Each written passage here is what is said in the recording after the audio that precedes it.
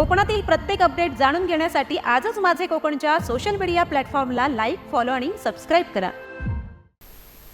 रायगड जिल्ह्यातल्या अलिबाग तालुक्यातील किहिम ग्रामपंचायत हद्दीत असणाऱ्या चौंडी येथील स्मशानभूमीत मोकळ्या जागेत Aga Khan agency for habitat India आणि ग्रुप ग्रामपंचायत किहिम यांच्या संयुक्त विद्यमाने विविध प्रकारच्या 11,000 रोपांचे मियावाकी पद्धतीने वृक्षारोपण किहिम सरपंच पिंट्या गायकवाड आणि आगा खान संस्थेच्या अलिबाग तालुका प्रकल्प व्यवस्थापक अमृता पराडकर यांच्या हस्ते तसेच इतर मान्यवरांच्या उपस्थितीत करण्यात आले।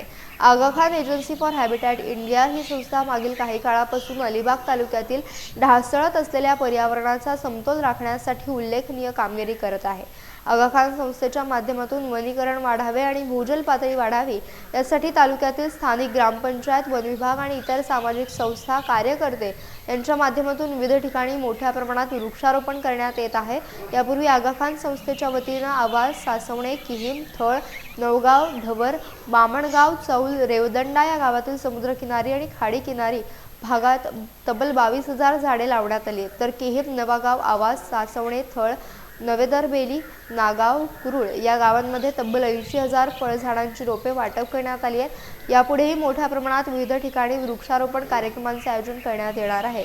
तसेच चौंडी स्मशानभूमी येथील मोकळ्या जागेत किहिम सरपंच पिंट्या गायकवाड यांच्या संकल्पनेतून आणि आगा खान संस्थेच्या माध्यमातून मियावाकी पद्धतीने तब्बल 11,000 रोपांची लागवड करत असल्याची माहिती देण्यात आली आहे।